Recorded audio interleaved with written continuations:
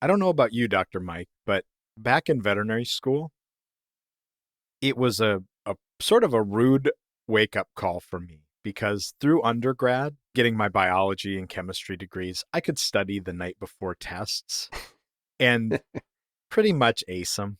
And, no big deal, right? Just one night of Yeah. cramming, boom, get an A, move on to the next test. And then we got to veterinary school. And suddenly it just required a level of organization and planning that I had never developed as an undergrad. And what I found is that, just the simplest things, if I was organized, I was so much less stressed. I was so much more happy as a veterinary student. So, flash forward many years later when I went back to school as a general practitioner. And I'd started to learn, and I'd always been fascinated by the concept of time management and organizing. And at that point, it was probably more along the lines of like a list maker. I became a list maker and sort of OCD, if you will. I realize we shouldn't throw that term around. That's a real disease.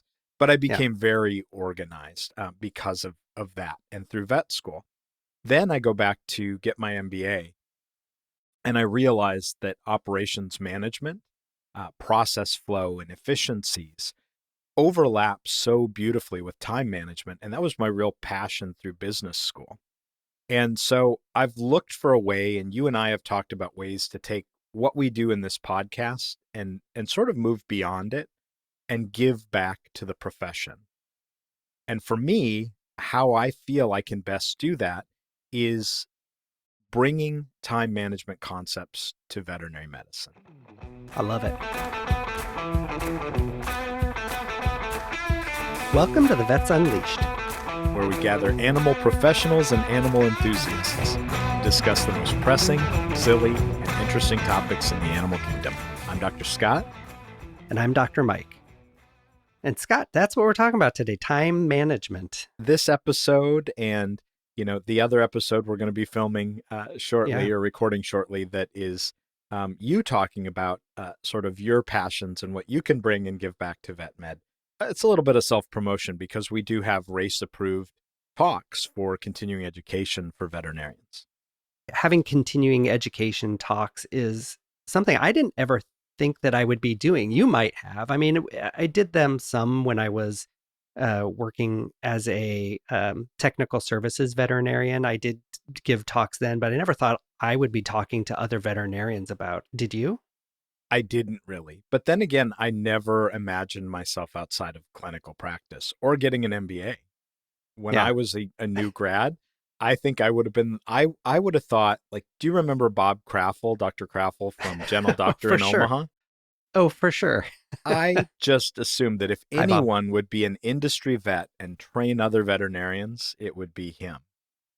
Or yeah, and he would be a CEO of some huge company Probably. at some, and he's still in clinical practice. Yeah, and loving it. And Oh, he's so good. and Yeah. being a dad too. So Oh, yeah. yeah, no, I wouldn't have seen this as a career path, but I really do hope that some of these skills that we're going to talk about today will directly translate for either older veterinarians, I always use the word older, more experienced veterinarians who That's me, more are experienced. perhaps mentoring a younger new grad to understand these concepts. These are things that a lot of the things we're going to talk about today with medical work interruptions and how you can address those, they're probably things that I learned by making every mistake in the book, right? Right. Yeah. Like I learned them all the hard way.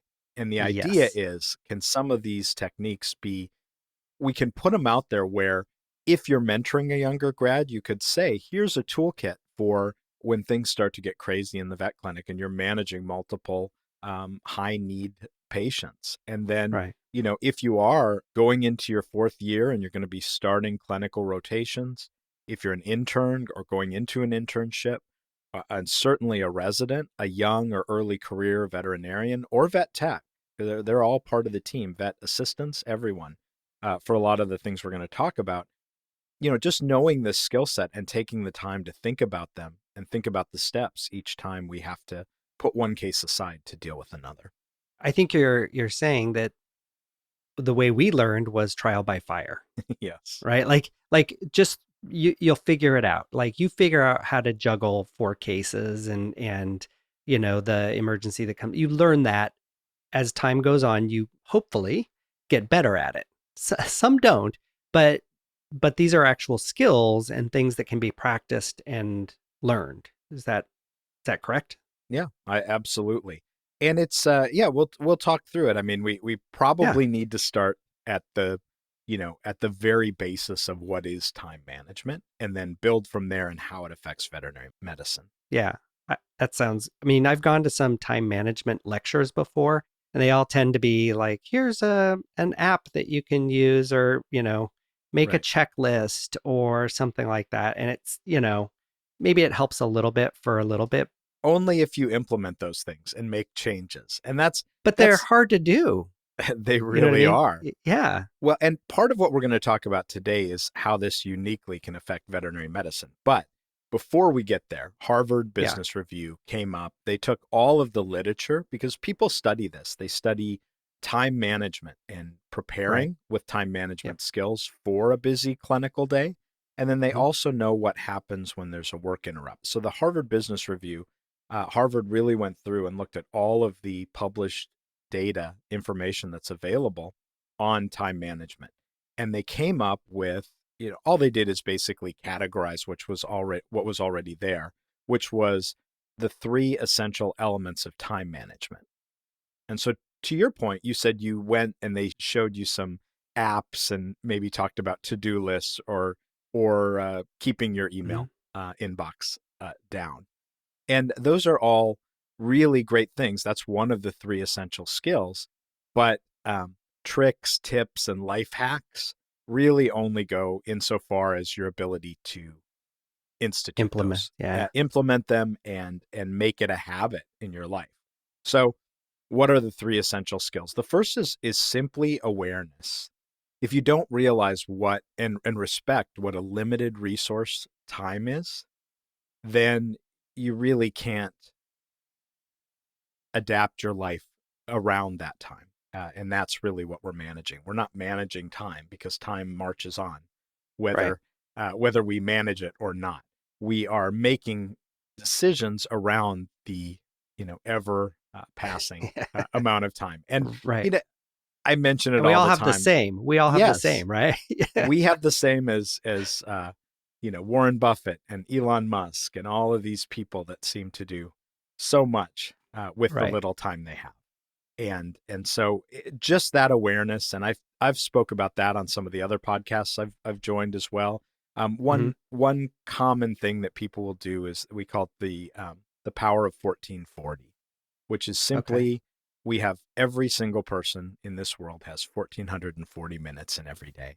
And so really thinking about those and how we spend that time, how many times at work do people say, "Hey, do you have a minute?" Right. And it's never a minute. It's 10 It minutes or 20 minutes or a half an hour. I promise it'll only take 1 minute. That happened last week, and it Yeah, was it was it's 7 never a minutes. minute. I looked at my watch, and it wasn't to me, it was to somebody else who was trying to leave. "I promise this will just take a minute." And you know that 15 feeling minutes when you've later. been in Yeah. at work all day at a vet clinic, you just want to leave and you've Yeah. got one Yeah. case to hand off. Uh-huh. Yeah. Yep, that was exactly what it was. Anyway, All right, back to the 3 essential skills. So first we have awareness, a respect and an awareness. understanding for the limited resource that is time. The Great. second is arrangement, and that's all the things you talked about: tricks, the life hacks, creating habits that, it's not linear. So if you start creating small habits, you can really get just an explosion of benefits by making those small life changes. And I love talking about that. We both have our 4 hour business module blocks where we break Right. down our passionate topics. And so for Right. time management, I created the 4th hour of my. If you sit through 4 hours of my lectures on time management and work interruptions, that last hour is all my favorite tips, tricks, and life hacks. People love those, but then it's so often, if you're a procrastinator like I am, which many perfectionists are, you go home you think, I'm going to do that. And then it never happens and you don't see the benefits. So that's fun stuff to talk about. But that is where every single time management presentation I have been a part of in veterinary medicine has always been focused on awareness and arrangement. And it's very important. They're essential. Those are two essential fields. But what do you say? What did you feel when you left that lecture and you heard about all these tricks and tips and apps and things you can do Yeah. to be more productive? Oh, great. But what is it? How's that going to help me when it hits the fan?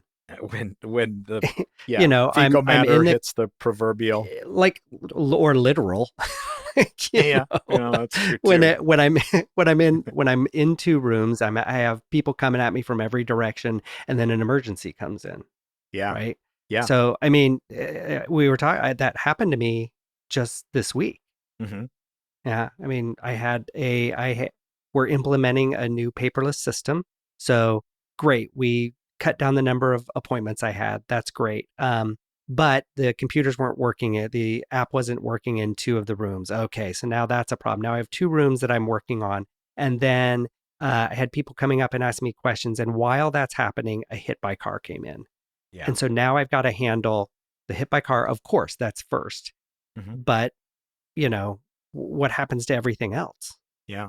Well, and so the reality is that, our days, veterinary medicine and our veterinary hospitals are a dynamic system where the variables, the inputs could change at any time. And what happens to those cases you're treating when that hit by car comes in? I mean, you mentioned there was CPR, there was a number of, all hands on deck to help this one patient. What happens to those other patients? They get put aside. Right. That's a classic work interruption. We know that if a case is interrupted, if you stop your medical care that you're providing, unless you have systems in place to prevent it, you're more likely to have negative outcomes or less positive outcomes than if you had not been interrupted by that hit by car.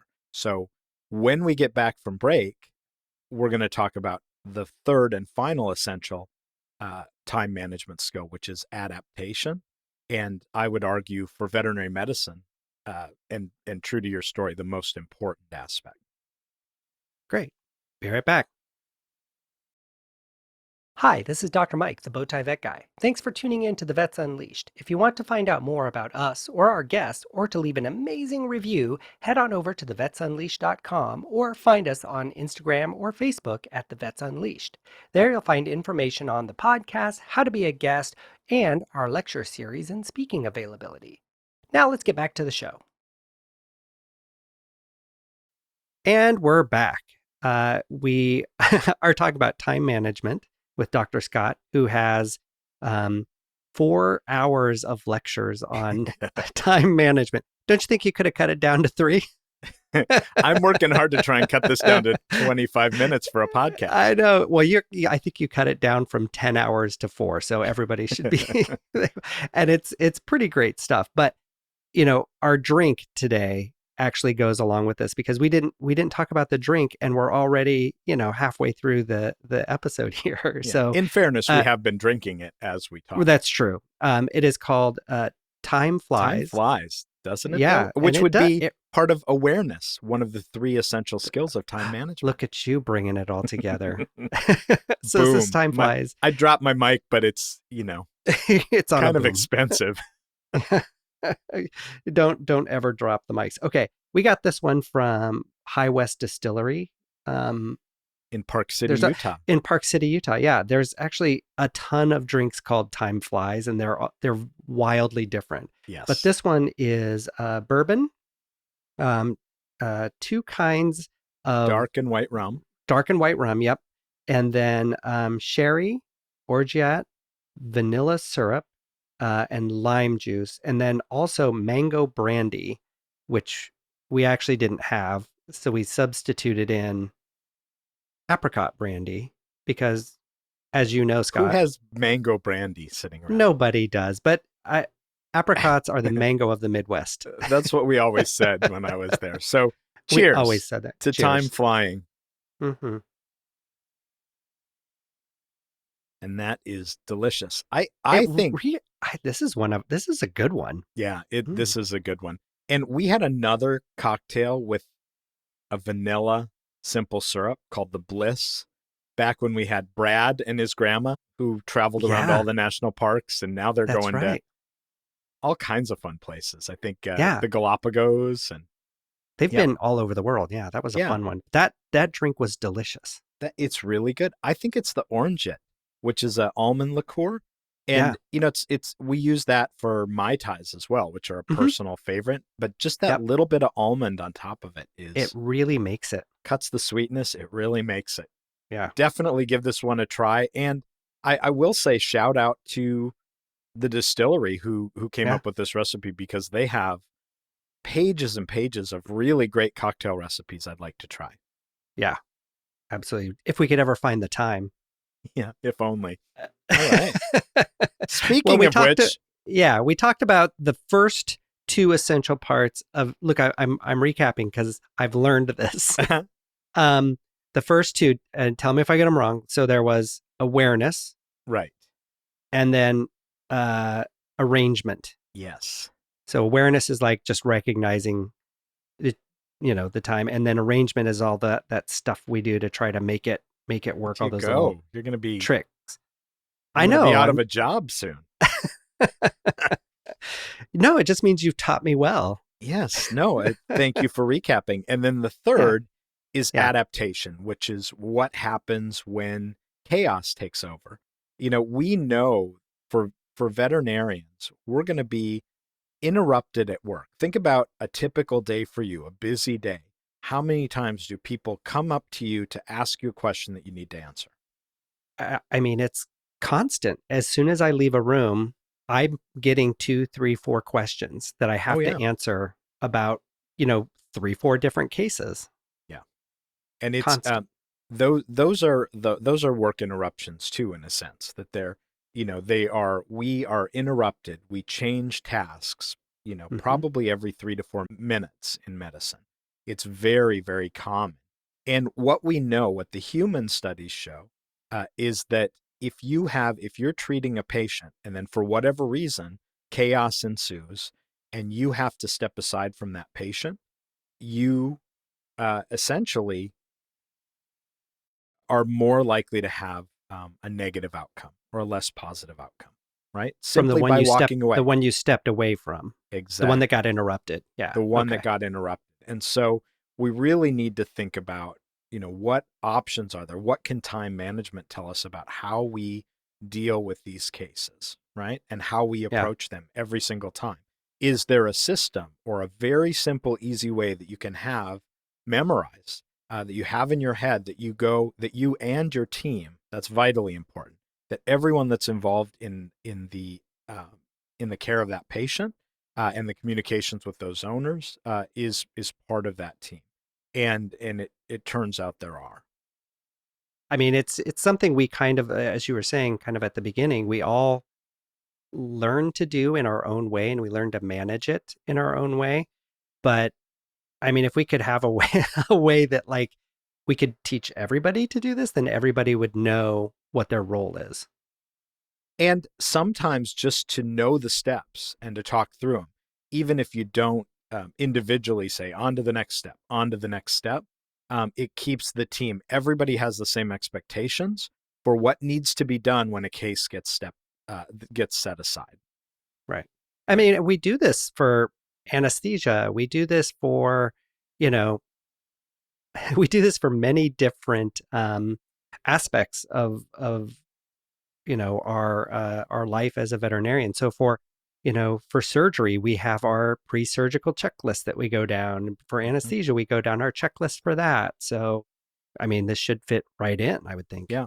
Well, and I love that you said the word checklist, because I was lucky enough to go to Stanford, not to matriculate, to visit Stanford for a day, and hear Atul Gawande, who's a human Uh-huh. neurosurgeon, talk about his Uh-huh. book, The Checklist Oh, Manifesto. that's a great book. It was a great book, and really, what it is it acknowledges and accepts that as we get more technological, as machines and AI and all of these different technologies are helping us to work better and more efficiently, the reality is that there's still human error, and that certainly happens in medicine, human medicine, certainly happens in veterinary medicine. The limited data that people have looked at to see how often medical errors occur and what are the different types, it's very, very common. So one of the best ways to deal with how human error, which is ultimately what's going to lead to those less positive outcomes in our patients that suffer a Right. work interruption. It's really simple lists or checklists. To your point, like for surgical prep, most of the Right. techs, we've done it so long, they know exactly what everything's set up. They know exactly what they need to know. But having that checklist for the newer people, sometimes for the seasoned people, just to look through, or to actually physically go down and check each thing. So if somebody else gives the pre-med, somebody marks that off, and then somebody Right. else, we're ready to induce and checks on them and gets a heart rate, all those things. Right. But in situations like this, if you think about treating a very seriously ill or potentially seriously ill patient, and then something even more serious comes in, we may not always have time to, like, okay, before we go deal with this hit by car, somebody get out the checklist, Mm-hmm. take the marker and mark them all Yeah. off. I understand that's not going to be, but that's not going to be likely. You have to triage and you have to deal with those life-threatening immediate concerns. But to have a system in place and everyone on the team who knows about it makes a big difference. Checklists are a great way because they decrease those human errors that happen. They increase communications with the team if everyone knows the system that we're using to evaluate the path that each of these patients is on, and it essentially ensures consistency. Which, one of the things you definitely want in medicine is consistency. Dr. Courtney had a great video of them doing a post-surgical checklist Mm-hmm. as when they were doing a surgery, and just somebody actually reading things off and checking things off a Yes. list. Yeah. That video was really great. I'm like, we don't do exactly that, and I don't think most vets do that for routine surgeries. But Mm-hmm. you're right. I have that in my head, that I have a checklist of things that I go through. But saying them out loud might be even better. I would argue that actually going through those lists and having checklists for different aspects of your practice, especially the times where human error can occur or where there's a work interruption, makes a lot of sense, because essentially a checklist is a powerful tool to manage just complexity and to achieve successful outcomes, and that's what we want. So where is this all leading to as we're getting to the end of our recording today? Is that I have developed, can we say patent pending? Yeah. I have a patent pending checklist for Uh-huh. dealing with adaptation or work interruptions, medical work interruptions in the hospital. And Mike actually helped me. I'm like, I need an acronym for this. Yeah. We went through everything. And what did we come up with? We came up with TIMBR. TIMBR. As Exactly. everything's falling down, yell And the timber. the E, by the way, so the E in TIMBR, TIMBER, the E is just there to make it a word. Yeah. You don't have to worry about Yeah. the E. So there's 5 steps 5. to arrangement or to successful outcomes when you have a medical work interruption. And it's TIMBR. So you ready for them? Timber. I'm ready. TIMBR, number 1, triage. Yeah, that makes sense. We're already doing it, right? Right. Most of the time, and in my training, in my 4-hour block, we talk about how you triage. And Yeah. but here, for this audience or for the lay listeners who aren't in veterinary medicine, triage is just simply, we have limited resources as doctors, as vet techs, as veterinary assistants. Who needs them the most? And so this is just a fact. It happens in human ERs as well. If you need to be treated, but you're not life-threateningly ill and someone else in the next room is, more of the resources, or potentially all those resources, All are of going to them. go to someone else, right? And then you're Yep. the one sitting there going, oh, I hope I'm not a less effective outcome because of Yeah. this work interruption I'm suffering, right? So Yeah. triage, constantly determining who's the most important. And of course, we know Okay. that that changes, right? Right. Like you could have a patient doing very well and suddenly they start seizing and they become we're Right. constantly triaging and reassessing everyone that's in that hospital. So that's Yeah. So T.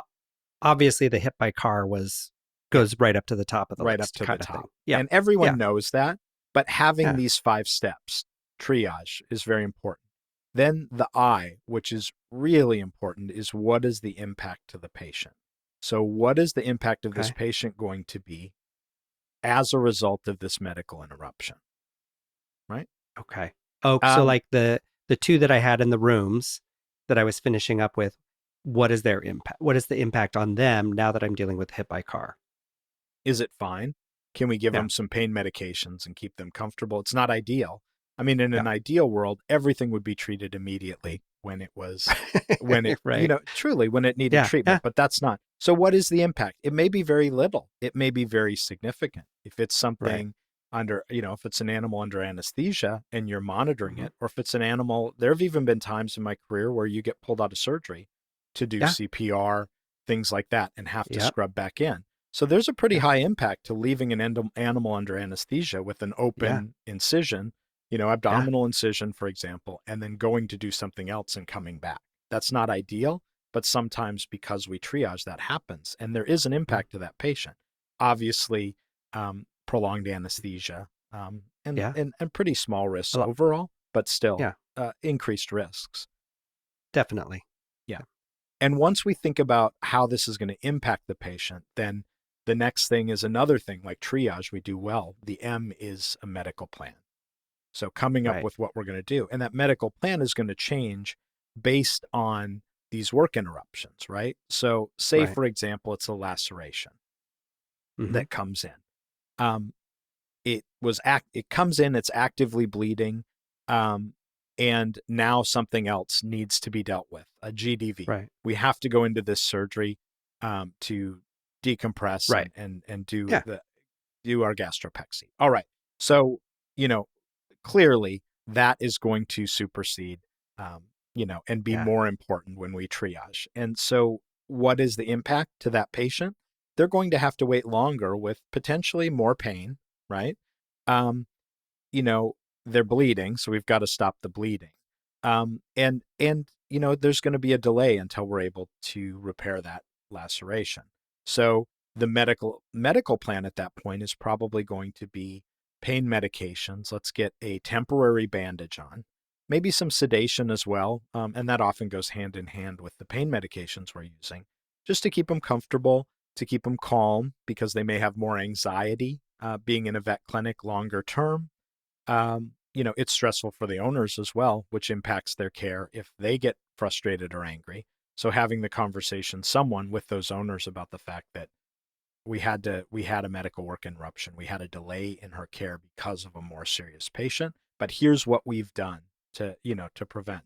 And then one of the most important and underrated aspects of this checklist system: triage, medical impact or the impact to the patient, the medical plan, and then we've got buy-in, which is saying to everyone Mm. on the team, are we good here?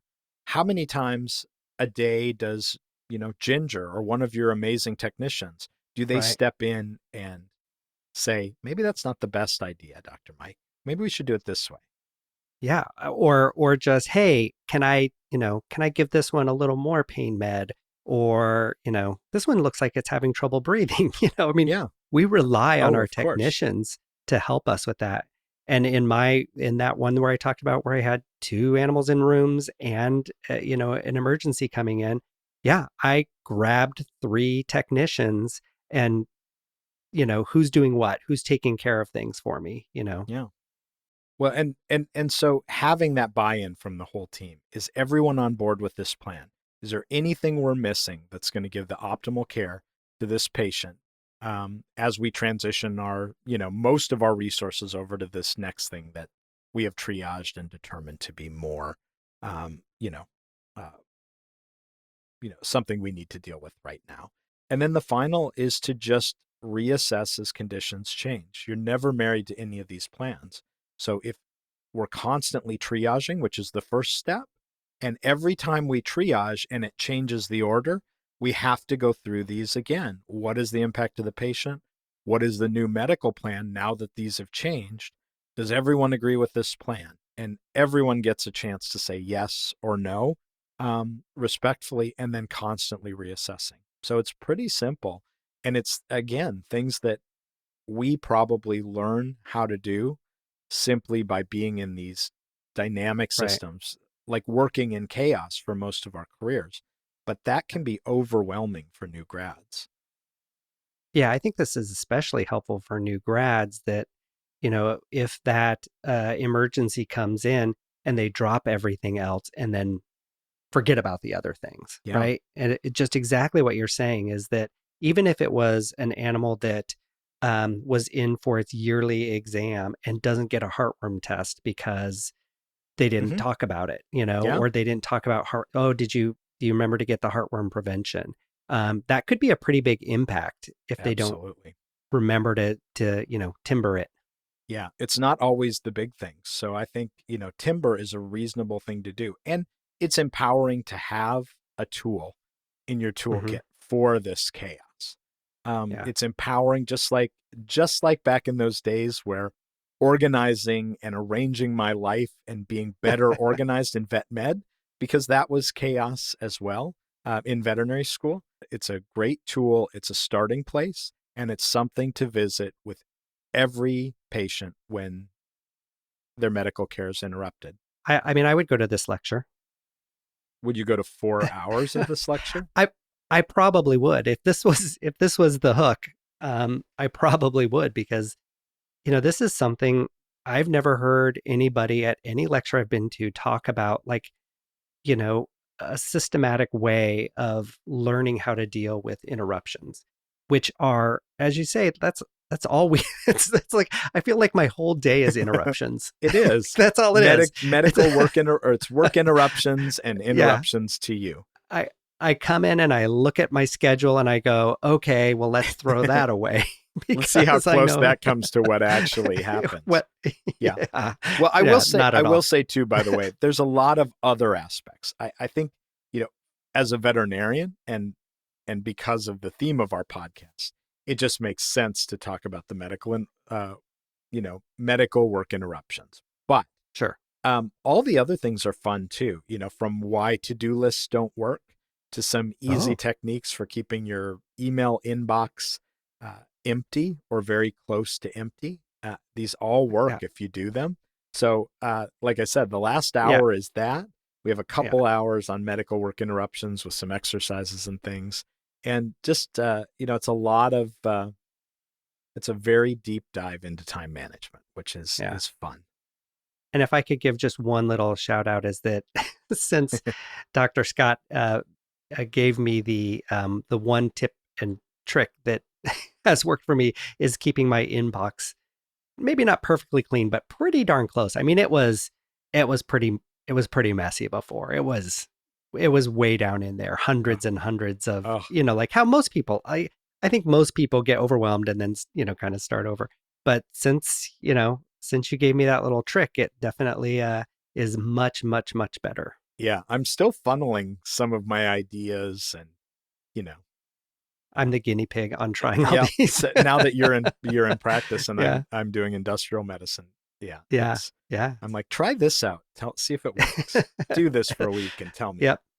Yep. So thank you for letting me share what I'm passionate about and my hopefully patented process called TIMBR. Yeah. My 5 trademark checklists. Trademark. Is it trademark? I think it's a copyright. Copyright. Trademark. I don't know. We'll do all of it. We'll figure that out. Well, find us on Instagram or at thevetsunleashed.com, and you can find out how to get Dr. Scott to come and talk to you about time management for as many hours as you would like. Yes. Unless it's more than 4. He'll just start over. It'll be a loop. Reruns. I can do that. Yeah. All right. Let's toast to time management. Time flies. Cheers. Cheers. Cheers.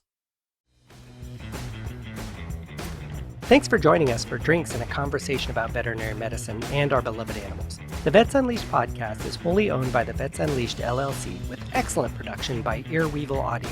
For more information about us, head over to thevetsunleashed.com. And as always, don't take advice from people who've been drinking.